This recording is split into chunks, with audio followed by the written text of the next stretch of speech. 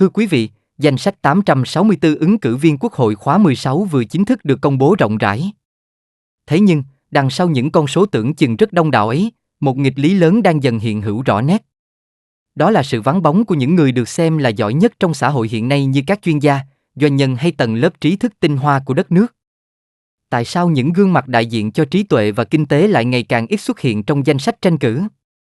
Khi nhìn vào bức tranh nhân sự này, bất kỳ nhà quan sát quốc tế nào cũng có thể nhận thấy một thông điệp chiến lược về tương lai chính trị Việt Nam trong 5 năm tới. Một thực tế cho thấy cơ cấu đại diện đang có lộ trình thu hẹp dần. Việt Nam đang nỗ lực vươn mình mạnh mẽ để trở thành một mắt xích không thể thiếu trong chuỗi cung ứng toàn cầu.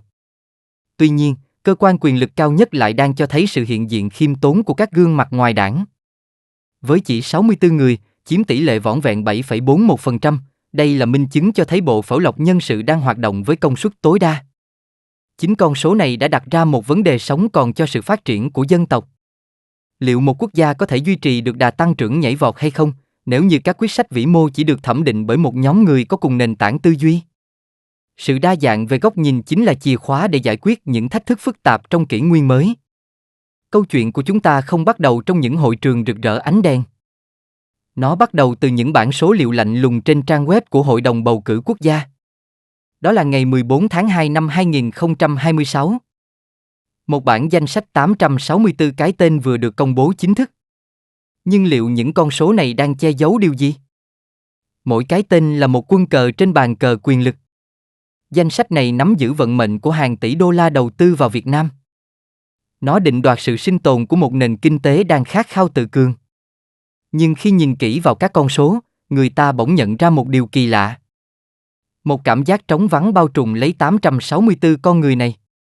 Và đây mới là điểm mấu chốt. Bạn có nghe thấy sự im lặng đầy bí ẩn đó không?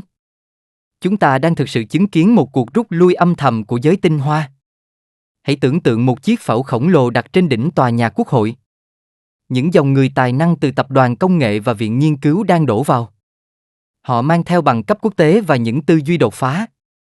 Nhưng điều đáng chú ý là dòng chảy đó bỗng trở nên yếu ớt lạ kỳ.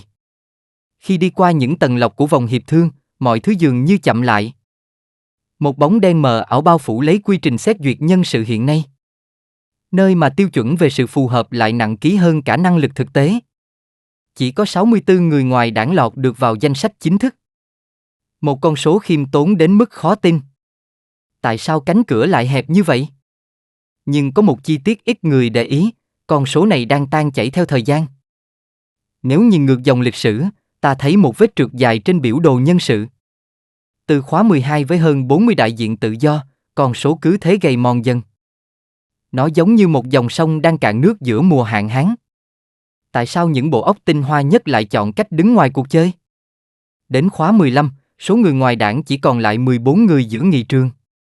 Và bây giờ, tỷ lệ người tự ứng cử chỉ chiếm chưa đầy 1%. Phải chăng họ đang lo sợ một điều gì đó mà chúng ta chưa thấy? Hay đơn giản là họ đã nhìn thấy trước kết quả trận đấu từ lâu? Nhưng câu chuyện chưa dừng lại ở đó. Bí mật thực sự nằm ở các đơn vị bầu cử. Khi lật dở hồ sơ của từng địa phương, một chiến thuật tinh vi bắt đầu lộ diện. Hãy nhìn vào Đà Nẵng, Cần Thơ hay Huế, nơi các ứng viên tự do xuất hiện. Họ được sắp xếp để đối đầu trực tiếp với những vị khổng lồ của Bộ Chính trị. Nó giống trận đấu giữa võ sĩ hạng long và nhà vô địch hạng nặng. Liệu đây là sự cạnh tranh hay là một kịch bản định sẵn? Kết quả dường như đã được định đoạt từ trong phòng thay đồ của hệ thống. Cử tri đứng trước một sự lựa chọn vô cùng nghiệt ngã và đầy tính toán. Chọn người tài họ yêu mến, hay chọn người có quyền lực để xin ngân sách? Và đây là điều khiến nhiều người bất ngờ.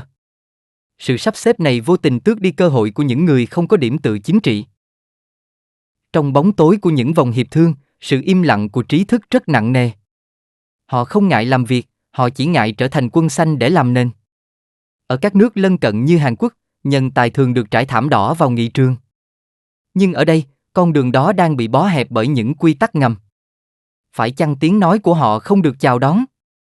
Nhân tài ngoài đảng cảm thấy mình như những vị khách không mời tại bữa tiệc. Thực đơn đã chuẩn bị sẵn và họ chỉ được ngồi ở những vị trí xa nhất.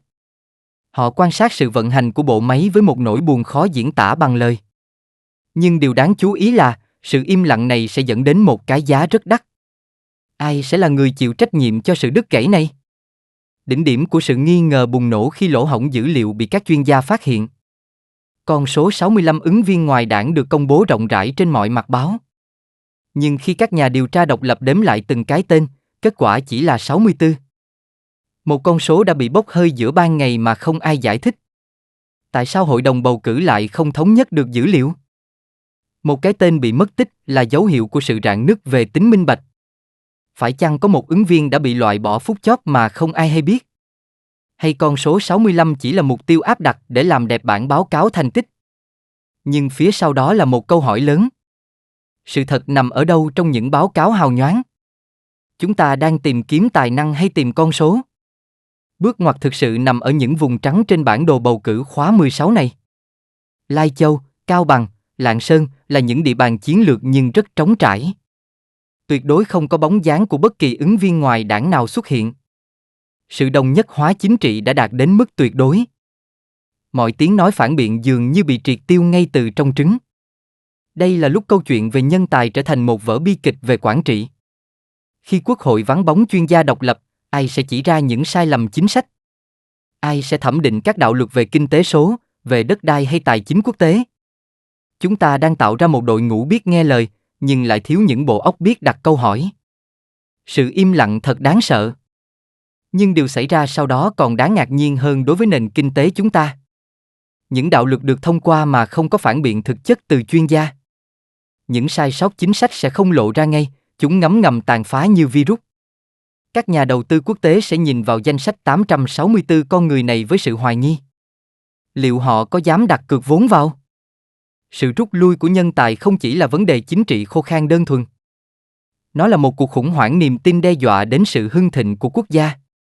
Và đây mới là điểm mấu chốt của sự thật mà chúng ta cần đối diện. Nếu người tài không được trọng dụng, đất nước sẽ đi về đâu? Phải chăng chúng ta đang tự tay cắt bỏ đôi cánh của chính mình lúc này? Hãy nhìn vào đôi mắt của những người tự ứng cử vừa bị loại khỏi cuộc chơi. Trong đó không chỉ là nỗi buồn, mà là một sự thất vọng sâu sắc về cơ chế. Họ mang theo những giải pháp đột phá nhưng lại bị chặn lại bởi những thủ tục rườm rà. Tại sao chúng ta lại sợ hãi sự khác biệt đến thế? Nhưng câu chuyện chưa dừng lại ở đó. Có một áp lực ngầm khác. Môi trường nghị trường hiện nay đòi hỏi một tính tuân thủ cực kỳ cao độ. Điều này thường xuyên mâu thuẫn với bản sắc phản biện của các chuyên gia thực thụ. Một nhà khoa học không thể gật đầu trước những dự án thiếu tính thực tiễn kinh tế. Một doanh nhân không thể im lặng trước những rào cản hành chính. Họ chọn đứng ngoài để giữ lấy sự tự trọng. Sự lựa chọn đứng ngoài của họ là một lời cảnh báo thầm lặng cho hệ thống. Nhưng điều đáng chú ý là, hệ thống dường như vẫn chưa nhận ra sự mất mát này. Người ta vẫn mải mê với những báo cáo thành tích về tỷ lệ cử tri đi bầu rất cao. Nhưng chất lượng của những lá phiếu đó thực sự nằm ở đâu? Liệu chúng ta có đang bầu chọn dựa trên sự hiểu biết? Lịch sử đã từng chứng kiến những thời đại hoàng kim nhờ trọng dụng hiền tài.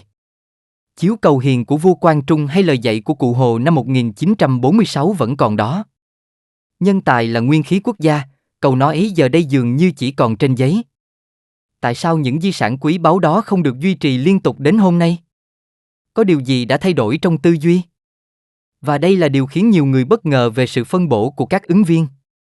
Nhiều tỉnh thành sắp xếp 2 người ngoài đảng vào cùng một đơn vị bầu cử nhỏ. Điều này trông có vẻ công bằng, nhưng thực chất là một phép toán chia rẽ phiếu bầu. Họ phải tự đấu đá lẫn nhau thay vì đấu với ứng viên hệ thống. Một chiến thuật vô cùng tinh vi để sàng lọc nhân sự. Những nhân tài thực thụ nhìn thấy rõ cái bẫy này ngay từ khi bắt đầu đăng ký. Họ hiểu rằng mình chỉ là những diễn viên phụ trong một vở kịch lớn của người khác. Sự ngại ngùng chuyển thành sự từ chối quyết liệt để bảo vệ danh tiếng cá nhân. Ai muốn dành tâm huyết cho một kết quả đã biết trước. Nhưng phía sau đó là một câu hỏi lớn cho tương lai. Nếu nghị trường khóa 16 thiếu vắng những tiếng nói phản biện độc lập thì sao? Chúng ta sẽ có những đạo luật đồng thuận tuyệt đối nhưng thiếu hơi thở cuộc sống. Sự phát triển sẽ bị kìm hãm bởi những tư duy cũ kỹ và mang tính quản lý hành chính.